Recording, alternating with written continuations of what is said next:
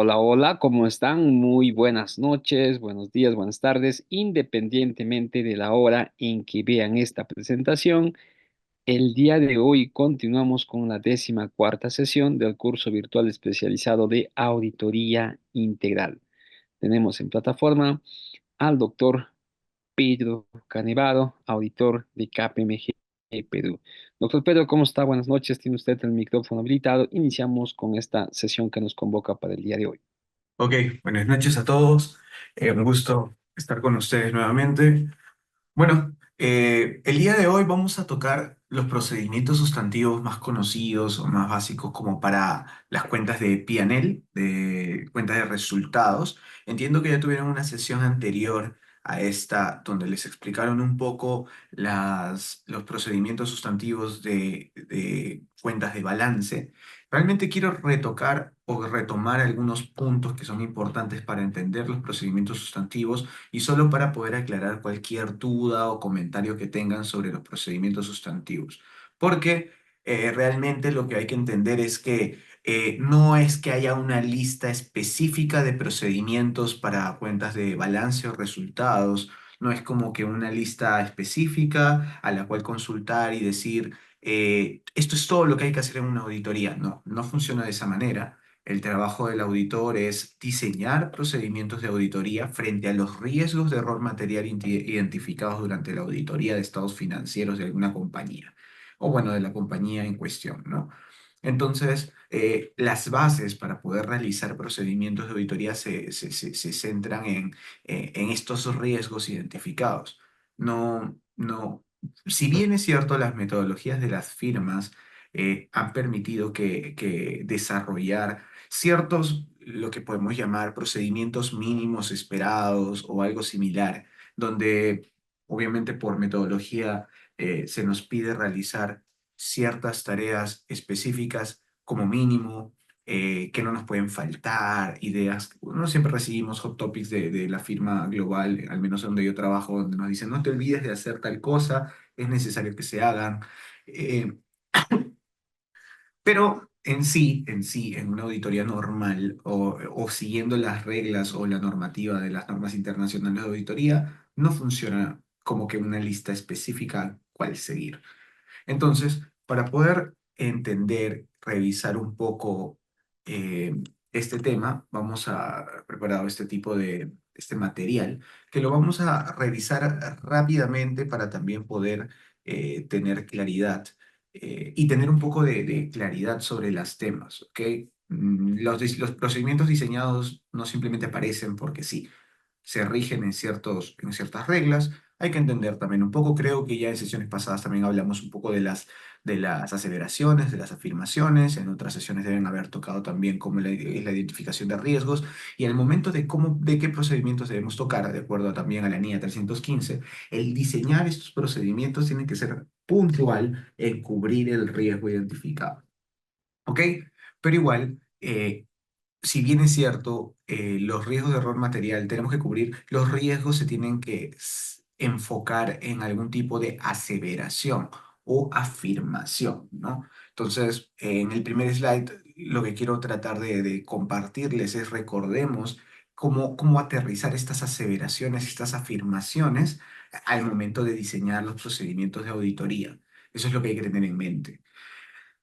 De acuerdo a la NIA 315, al representar que los estados financieros están preparados de conformidad con el marco de referencia, que puede ser, no sé, NIF, US GAAP, Colombian GAAP, las que fueran, tal vez normativa regulatoria para banca y seguros del país en el que se encuentren, la gerencia de forma implícita o explícita hace afirmaciones o lo que llamamos aseveraciones sobre el reconocimiento, medición y la presentación de las transacciones y eventos, saldos y las cuentas, ¿no? Esto quiere decir que en algún momento también se los expliqué, pero es que una persona, yo tal vez como gerencia, preparo estados financieros, afirmo que estas cuentas son exactas, íntegras, son de cierta manera razonable, pero con un poco, en un nivel de forma de aterrizarlo, tal vez, disculpen ahí la palabra, es decir, que las transacciones reconocidas o mostradas en los estados financieros cumplen con ciertos criterios, ¿no? Entonces aquí el mensaje es que debemos usar las aseveraciones relevantes para considerar los diversos tipos de errores potenciales. No es lo mismo decir que haya un riesgo que esté asociado a que las transacciones no sean íntegras, a que si tal vez las transacciones que sí existen o que no existan, tal vez son inexactas. Entonces aquí hay un mundo de posibilidades. Yo puedo decir, ok, mira, la compañía sí tiene un adecuado control o no hay mucho riesgo de acuerdo al nivel que tiene la compañía de que se les escape transacciones. No, no es que haya, sí, de 100 transacciones la compañía solo registró 95, porque otras 5, pucha, se les pudo escapar. No, no, no, no, ahí hablamos de integridad, ¿no? Pero entonces, cuando hagamos un procedimiento o diseñamos un procedimiento de auditoría, no nos vamos a centrar en eso porque entendemos que no hay mucho riesgo, pero tal vez sí que las transacciones que se han registrado sean exactas o no. Ah, ok, no, el riesgo está en que si bien es cierto se han registrado el 100% de transacciones del año, tal vez se hayan registrado mal, por error de dedo o tal vez por error de fraude, porque alguien quiere de forma malintencionada reconocer mal ciertos números, pueden ser inexactas. Entonces, nuestro procedimiento en ese caso tendría que estar enfocado en tratar de evaluar las cuentas en una función de que sean exactas o no. Es en grosso modo porque la evaluación se tiene que hacer por cuenta específica, por cada cuenta identificada, ¿no? El análisis tiene que hacerse así.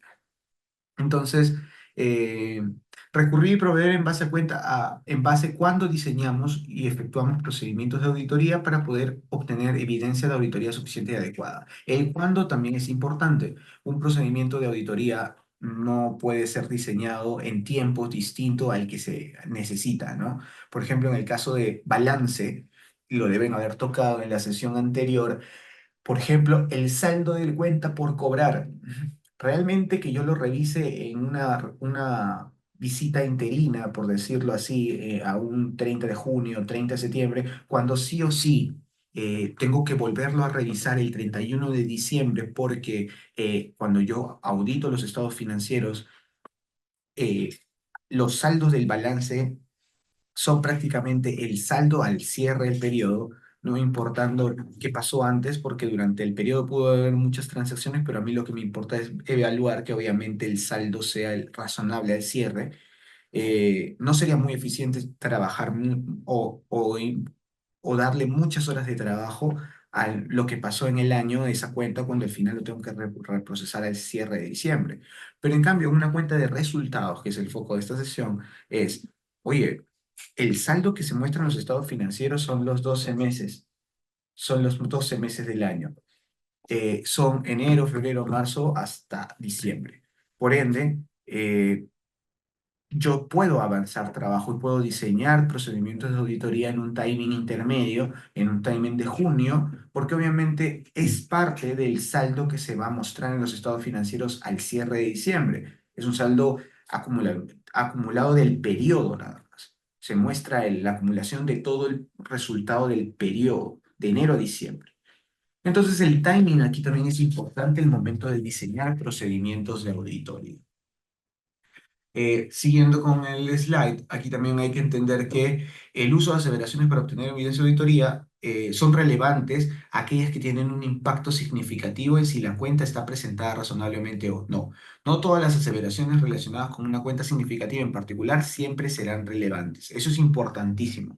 Como nosotros diseñamos procedimientos de auditoría, no hay procedimiento de auditoría que en cierta medida te vaya a cubrir todas las aseveraciones. Luego vamos a tocar en una siguiente slide bueno, no tomar a tocar a detalle, pero sí vamos a tal vez recordar un poco porque sí es algo que no es algo común cuando no son auditores hablar de las afirmaciones, pero hay que entender que una cuenta puede tener aseveraciones más importantes que otras, más relevantes que otras, obviamente dependiendo de las circunstancias y la naturaleza de la cuenta, ¿no? Como expliqué, una cuenta puede mostrar que no es crítico, no es riesgoso el tema de que si la cuenta es íntegra o no, pero tal vez sí puede ser más riesgoso que la cuenta sea inexacta.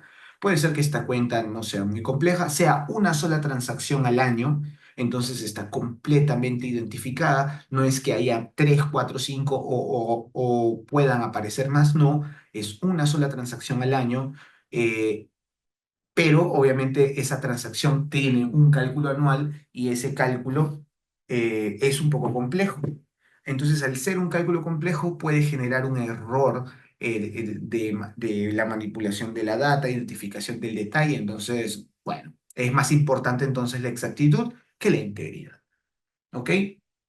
Aquí el mensaje podría ser: una aseveración relevante es una aseveración relacionada con una cuenta, relación significativa que tiene una posibilidad razonable de contener un error que, de manera individual o tomado en su conjunto con otras, puede ocasionar que los estados financieros contengan errores materiales, considerando los riesgos tanto de sobreestimación como de subestimación. La determinación de si una aseveración es relevante se basa en el riesgo inherente, sin considerar el efecto de controles. ¿Ok? Las aseveraciones y afirmaciones nacen inicialmente del hecho de que la cuenta puede tener un riesgo inherente. No, pero la gerencia tiene un control relacionado a eso, su proceso de control es importante. Eso te podría hacer, también puede darte una idea de que si, de qué tanto trabajo vas a terminar haciendo, pero realmente tú deberías evaluar en situación de cómo funciona esa cuenta, cómo se aterrizan los procesos de la compañía para identificar las circunstancias adyacentes a la cuenta para saber si esa cuenta de por sí, con un fuerte control interno o un control interno bastante básico, podría tener errores materiales a través de esa afirmación, ¿no? Entonces, en resumen sobre esto es...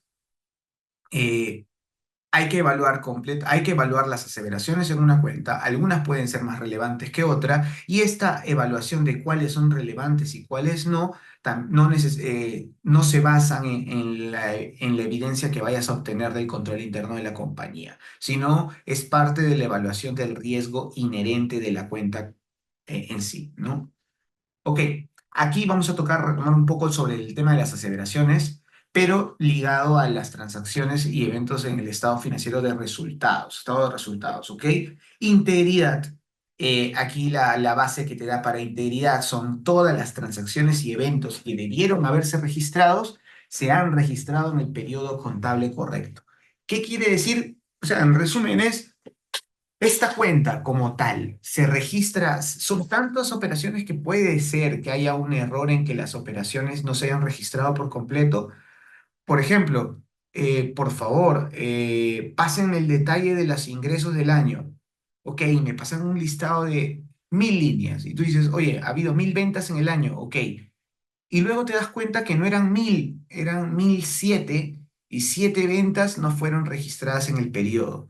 ¿Por qué? Porque, uy, las vendieron el último día del año y el vendedor no pasó sus ventas y tampoco tenía que no pudiera, la factura antes se hacía manual.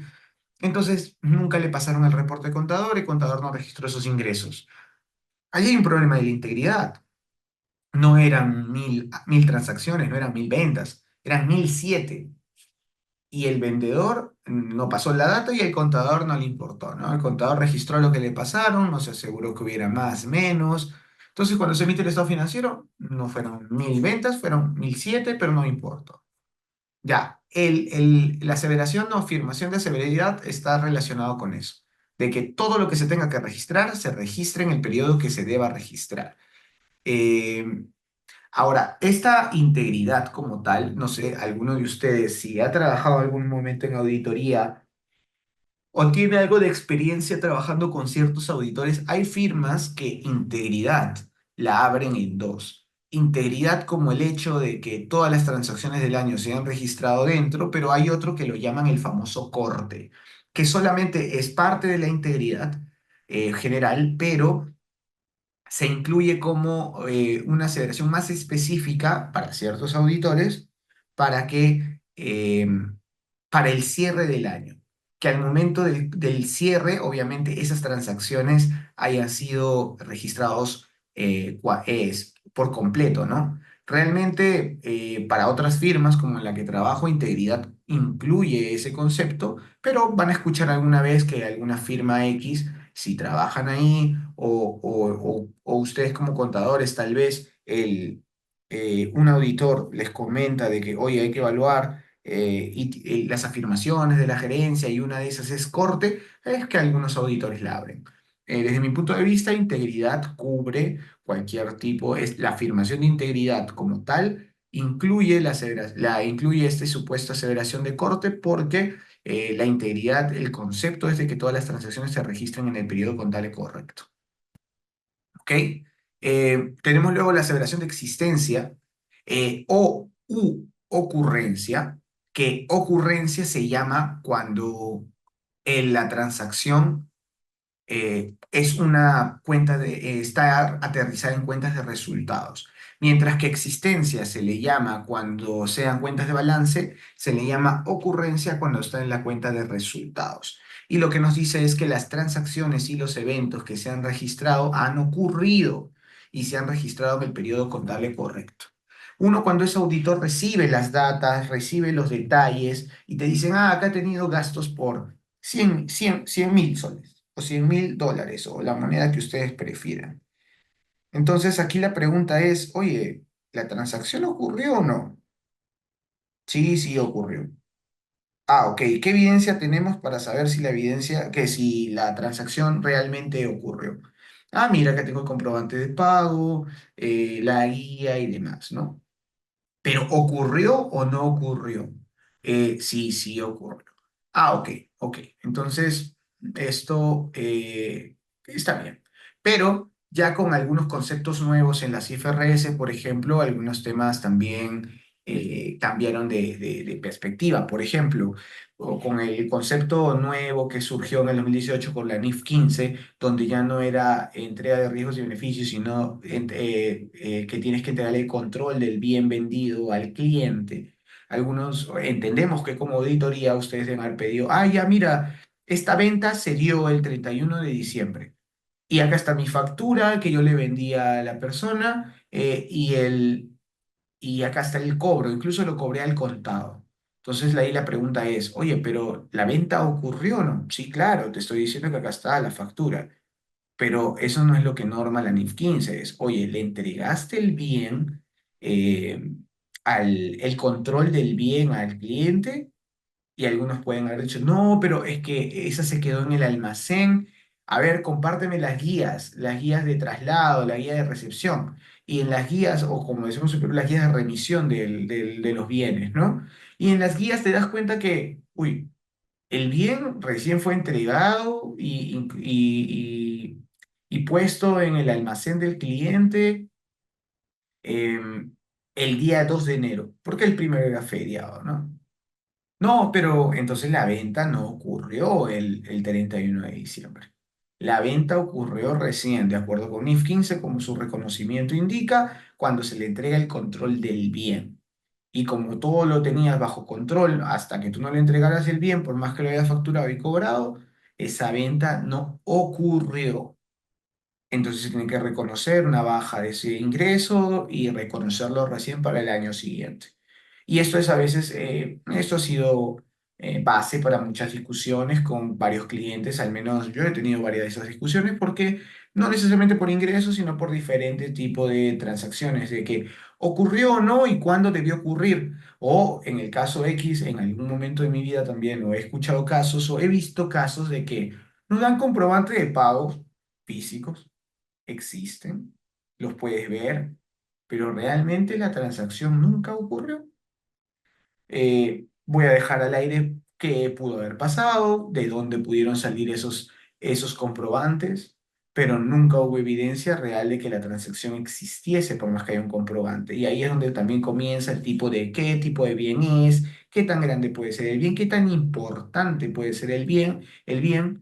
Entonces, realmente aquí también, bueno, tiene que estar relacionado al escepticismo profesional del auditor para saber y entender si las transacciones de verdad se están dando, ¿no? Están ocurriendo.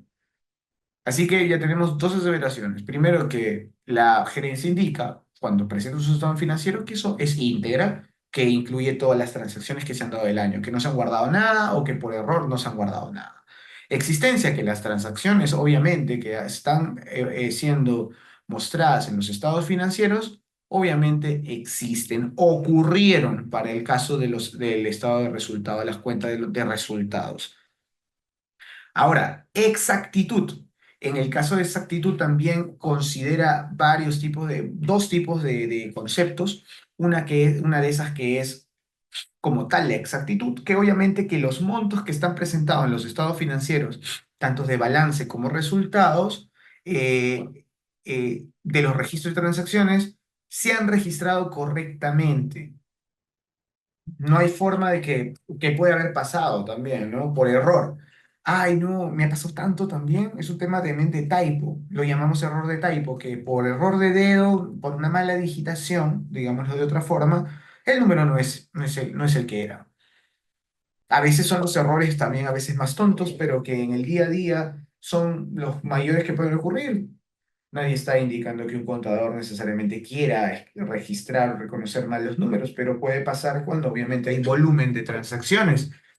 Esta era una de las afirmaciones un poquito más atareadas que uno tenía que hacer hace años atrás, cuando también no era muy digital la situación de la contabilidad, antes que se pusieran también de moda los ERPs y los sistemas contables, eran muy manuales, entonces uno indicaba, oye, mientras que ahora los ERPs eh, alinean y colocan en una cadena de transacciones el flujo completo de una compra, una venta, para que nazca desde una orden de compra y desde ahí los números viajen de forma congruente, coherente, a lo que pasaba en la antigüedad, donde cuando no había RP, en una comercial normal, recibían una solicitud, realmente le vendías al cliente y la factura era manual y en la factura te equivocabas un número, pero cobrabas otro, entonces el contador cuando registraba manualmente la factura y por error también pudo haber reconocido mal y luego cuando ve los bancos cobraste 100 y la factura decía 1000.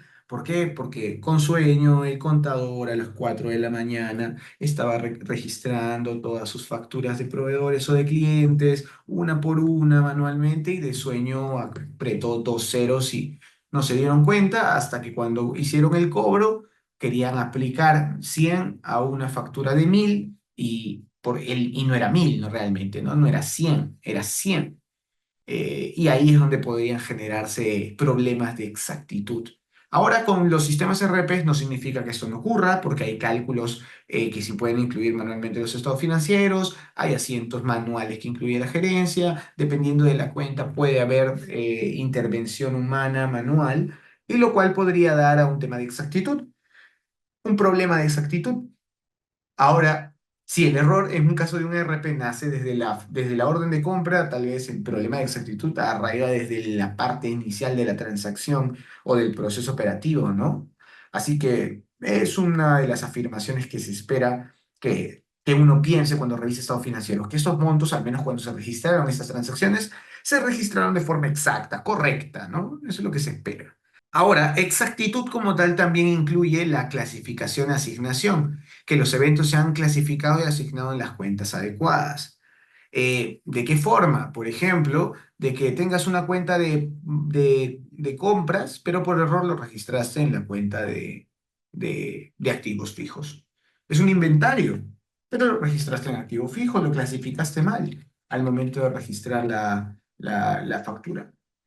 Es lo que puede pasar, por ejemplo, y esto pasaba también bastante antes de que se den bueno, la propagación o se vuelva muy común el uso de sistemas contables electrónicos, es de que te equivoques la cuenta, ¿no? Al equivocarte la cuenta, bueno, ahora con los RPs, otra vez, estas transacciones vienen desde la orden de compra y la orden de compra, obviamente, como bueno, el asignado primario dentro de una transacción no necesariamente es un contador, ya prácticamente en el sistema los tipos de transacciones o de servicios o compras que ya se registran ya están embedded un tipo decirlo de una manera, la cuenta ya está asignada al servicio. Entonces, un operador logístico del área de compras simplemente pide tuercas y ya en el sistema detrás, al momento de la implementación junto con los de contabilidad, ya le asignaron una cuenta contable al, a esa compra, a ese ítem, ¿no? Entonces, desde ahí ya no hay mucho error de cuentas, pero otra vez, en la contabilidad actual sigue habiendo transacciones manuales complejas y obviamente también sigue estando en riesgo la clasificación y asignación de las